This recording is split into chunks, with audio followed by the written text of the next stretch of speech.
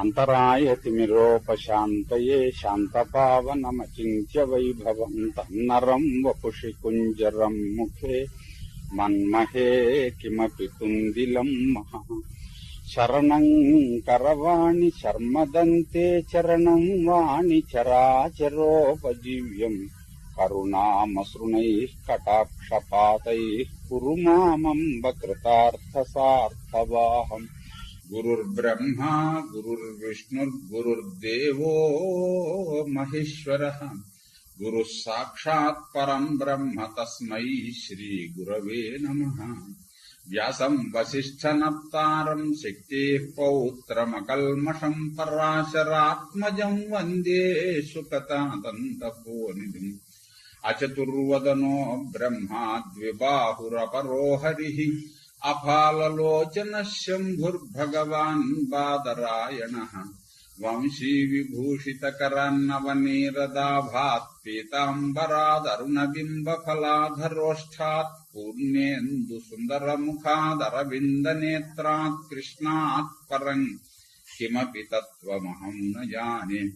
గోష్పదీకృతవారాశిం మశకీకృతరాక్షసం రామాయణ మహామాలారత్నం వందే నీలాత్మజం. ఆపదామపహర్తారం దాతారం సర్వసంపదాం లోకాభిరామం శ్రీరామం భూయో భూయో నమామ్యహం. పూజ్యాయ రాఘవేంద్రాయ సత్యధర్మరతాయ చ భజతాం కల్పవృక్షాయ నమతాం కామధేనవే. నారాయణం నమస్కృత్య నరం చైవ నరోత్తమం దేవీం సరస్వతీం వ్యాసం తతో జయముదీరయేత్. ఇక 12వ సంవత్సరం వచ్చేసింది, అది కూడా అయిపోవచ్చేసేసింది. ఉపోపయాంతం అన్నాడు, అంటే ఇంకా కొంచెం తక్కువగా అయిపోతుంది 12వ సంవత్సరం. అక్కడ చిన్న ఎడారి ప్రదేశం లాంటిది ఉంటే దాని దగ్గర నుంచి, అంటే రాజస్థాన్ లోకి వచ్చారు అనుకోవాలి మనం. అక్కడి నుంచి బయలుదేరి వచ్చారు, సరస్వతీ నదీ తీరానికి వచ్చేసారు, అంటే మళ్ళీ కురుక్షేత్రం దగ్గర వచ్చేసారు అని అర్థం. ఇక మళ్ళీ కామ్యక వనంలోకి ప్రవేశించాలి వీళ్ళు. అలాగ వస్తూ ఉంటే అక్కడ ఉన్న విశేషాలన్నింటినీ చూస్తున్నారండి వీళ్ళు. ఈ అరణ్యంలో ఉండి చూస్తూ ఉండగా ఒకనాడు మళ్ళీ భీమసేనుడికి ఏమిటంటే, భీమసేనుడే కదా ఏదైనా సమస్య తెచ్చిపెడుతూ ఉండడం అనేది భీమసేనుడే తీసుకొస్తూ ఉంటాడు. మొదటి నుంచి కూడా పాపం అలాగే వచ్చాయి. ఎందుకంటే పూర్తిగా తుడిచిపెట్టాల్సినటువంటి వాడు ఈయన వాయుపుత్రుడు. వాయువు వీస్తే కదా మొత్తం కొట్టుకుపోయేది. వీళ్ళు వచ్చినటువంటిది ఊరికే వచ్చారా? ప్రత్యేకించి దేవతలు వీళ్ళని ఇక్కడికి ఎందుకు తీసుకుని వచ్చారు? భూభారం తగ్గించడం కోసం, అనవసరమైన సామాన్ని తగ్గించేసేయడం కోసం వచ్చారు వీళ్ళు. మరి భీముడు ఊరుకుంటే ఎలాగా? అందుకోసం సాహసాలు చేస్తూ ఉంటాడు ఈయన గారు. ఒకనాడు ఏం చేశాడంటే భీమునికి తీట పుట్టుకుని వచ్చింది తినగా కూర్చోవడానికి.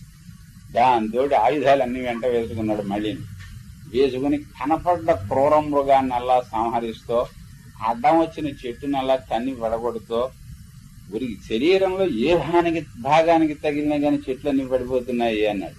ఇలాగ వీటిని అన్నింటినీ పడగొట్టుకుంటూ అలా పోతున్నాడు ఆయన గారు. ఒక్కడు కూడా ఎవడూ లేడు.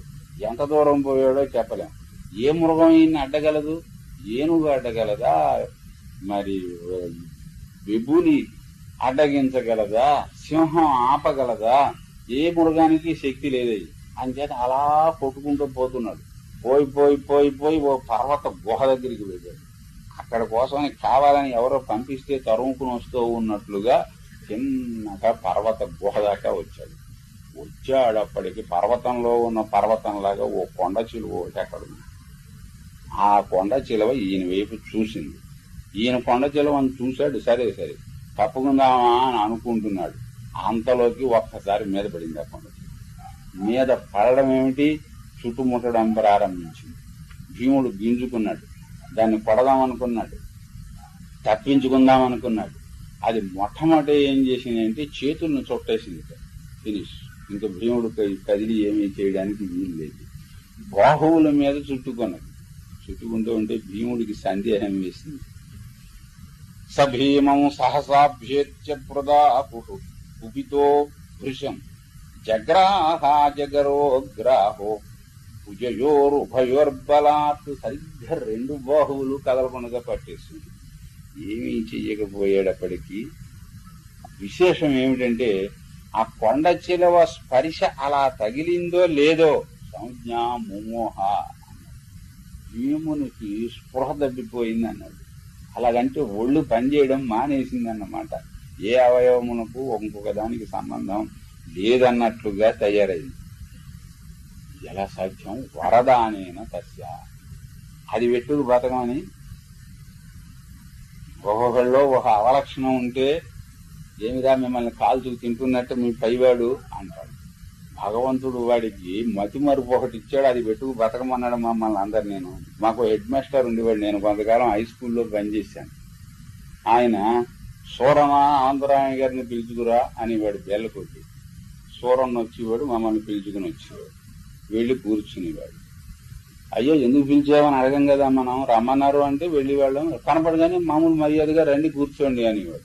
ఎందుకు పిలిచాడో మర్చిపోయేవాడు. ఈయన గారు పిలవని అంపి మనం వెళ్ళి కూర్చున్న తర్వాత ఏంటండి ఏం చేస్తున్నారు? ఏం చేస్తున్నాం అంటే పాఠాలు చదువుతున్నాం. సరే బాగా జరుగుతున్నాయా క్లాసులు? బాగానే జరుగుతున్నాయి. ఏం పని మీద వచ్చారు అని అంటే మీరే కబురు పెట్టారు అని మనం ఎందుకు అనాలి? ఆ జ్ఞాపకం చేస్తే పని చెబుతాడు. అప్పుడు ఏం లేదండి ఈ మధ్య మిమ్మల్ని చూసి చాలా రోజులైంది అని చేత ఊరికే చూసిపోదామని వచ్చాము అని. మంచిది, పాఠాలు చెప్పుకోండి, వెళ్ళి రండి అని. అప్పుడు మళ్ళీ 1 గంట 2 గంటలు పోయాక ఆయన జ్ఞాపకం వచ్చింది, వీళ్ళు అనంతరాయం గారిని పిలుచుకురా అని అనేవాడు. ఏమండి ఇందాక వచ్చి ఏమిటి కారణం చెప్పారు కాదేమిటి అని. ఏం చెప్పనండి, నాకు ఏమైనా తెలిస్తే కదా మీకు కారణం చెప్పడానికి. నాకు తెలియదు. మీరు ఎందుకో మీరు కబురంపించారు అని అడిగితే నేనే చెప్పేవాడిని కదా. అది బాగుంటుందండి, మర్యాద కాదని అలా అనలేదు అనేవాడిని నేను. ఎందుకు మర్యాద? అందులో నా మర్యాద పోయి నేను మీరు నన్ను పిలిచారు మర్చిపోయారు అని నేను చెబితే అది మర్యాద అండి, అందుకని నేను అప్పుడు నవ్వి పడినాక మరేం లేదు అని. ఏదో మంత్రి గారు వస్తున్నాడు, స్వాగత పత్రం రాయాలి, మీరు రాస్తారా? మీరు రాయమంటే రాస్తామండి అనేవాడిని. ఏదో రాసేసేవాడు. అయిపోయింది. ఇదిగో ఎలా బతుకుతున్నారయ్యా ఆయన దగ్గర అని ఎవరైనా అడిగితే భగవంతుడు ఆయనకు మతిమరుపు పెట్టాడు, అది పెట్టుకు బతుకుతున్నాం మేమందరమును. అలాగా ఈ కొండ చెలువ ఇక్కడ ఎలా బతుకుతోంది అంటే భీముడు లాంటి వాడు ఎవడొచ్చినా సరే వాడిని లొంగ తీసుకోగలిగిన వరదానం ఒకటి దానికి ఉందిట. ఆ వరదానంతో బతుకుతుంది అది అన్నాడు. వరదానం తస్య, వరదానేన తస్య. ఆ వరదానంతో అది అంతటి వాడినైనా లొంగ తీసుకుంటుంది. ఎప్పుడైతే ఇలా చేసిందో ఇది మామూలు కొండ చెలవ కాదు అని భీముడికి అర్థమైతే కస్తంభో భుజగ శ్రేష్ఠ కిమ్మయ్యా చేసి కరిష్యసి అన్నట్ట. వెంటనే నువ్వెవరో అయ్యా, నన్ను ఏం చేద్దామనుకుంటున్నావు అన్నాడు భీముడు. మామూలు కొండ చెలవ అయితే భీముడి దగ్గర 1 2 10,000 ఏనుగులకు ఎంత బలం ఉంటుందో అంత బలం ఈయనకుంది, మళ్ళీ ధృతరాష్ట్రుడికి మధ్యలో ఎవరికి లేదు. ఇంకా ఉన్నటువంటి విశేషం అది. అందువల్ల నన్ను ఏం చేద్దాం అనుకుంటున్నావు అని నువ్వెవరవో అని అడిగినప్పుడు మర్యాద ముందర తనెవరో చెప్పాలి కదా. నేను పాండవుణ్ణి, భీముణ్ణి, అటువంటి వాణ్ణి, ఇటువంటి వాణ్ణి, సింహాలను చంపాను, పెద్ద పులుల్ని చంపాను, పావులను కూడా చంపాను, కానీ నీ వంటి పావుని మాత్రం నేను ఎక్కడ చూడలేదు. రాక్షసులే మన ముందర ఆగలేకపోయారు, నిన్ననే కొట్టాను అక్కడ. ఏ క్రూర మృగము కూడా నా ధాటిగా ఆగలేకపోతే మహాబల సంపన్నులైన రాక్షసులు పిశాచులు కూడా నా ముందు ఆగలేకపోతే కిన్ను విద్యాబలం కిన్ను వరదానం అద్భుతవా, నీ ముందర నేను అశక్తున్నైపోయాను అంటే చాలా ఆశ్చర్యంగా. నువ్వేదో ప్రత్యేకమైన విద్య నేర్చుకుని ఉండాలి. ఆ విద్యా బలమైనా ఉండాలి, లేదా నీకెవరైనా ఏదైనా వరమైనా ఇచ్చి ఉండాలి. నాకు ఇప్పుడు ఏమర్థమైందంటే ఇంతవరకు బలవంతులంటే మనుష్యులు, మనుష్య బలంతో ఏదైనా సాధించవచ్చు అని అనిపించేది. అసత్యో విక్రమో నృణామితి మే ధీయతే మతి. ఇది అర్థం కావడం కోసమే ఇది కల్పించాడు, ఇది రప్పించాడు అన్నమాట. మానవుల పరాక్రమము బలము అన్నది ఇది అసత్యము. అసత్యం అనే మాటకు అర్థం అబద్ధము అని కాదు, శాశ్వతమైనది కాదు అని అర్థం. బ్రహ్మసత్యం జగన్ మిథ్య అంటే ఈ రకమైనటువంటిది కదా అక్కడ అర్థము.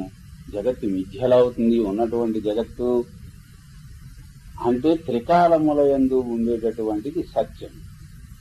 నిన్న లేకుండా ఉండి ఈ వేళ ఉండి రేపు మళ్ళీ తీసేస్తే పోయేటటువంటిది అది సత్యం కాదు.